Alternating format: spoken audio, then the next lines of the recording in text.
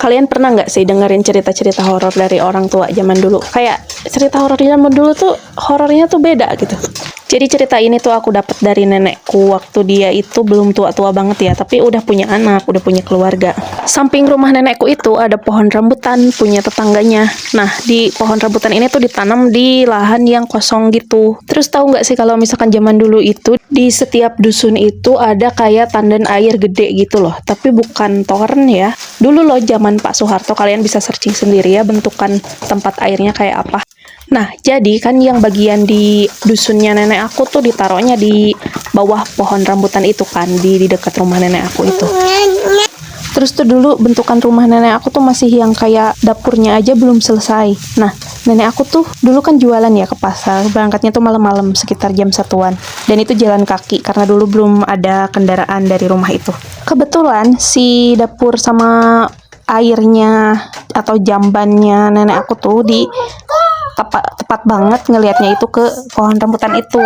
Dan kalau misalkan ke MCK-nya itu kan dulu tuh nggak di dalam rumah ya, jadi harus keluar dulu. Nah, pas keluar ini kan halamannya itu tepat-tepatan banget ya, bersebelahan sama si pohon rambutan ini. Nenek aku lihat ada 3 anak itu ireng banget, bener-bener ireng. Bener-bener pas anaknya senyum itu cuman kelihatan giginya doang putih.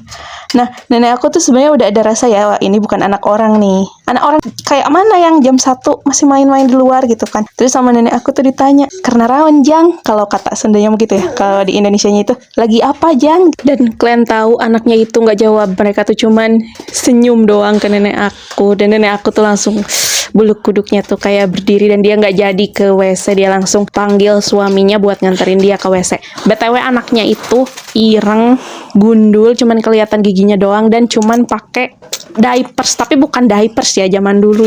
Iya kayak bentukan si tuyul-tuyul gitu loh. Tapi abis ketemu mereka itu jualannya nenek aku kayak kejatuhan rezeki nomplok, laris banget dan hasilnya gede banget. Nah, itulah sepenggal kisah dari nenek aku ya. Sebenarnya masih banyak kisah lain lagi, nanti kapan-kapan kita cerita lagi. Kalian punya nggak kisah horornya kira-kira? Ayo coba komen dong, kasih tahu aku.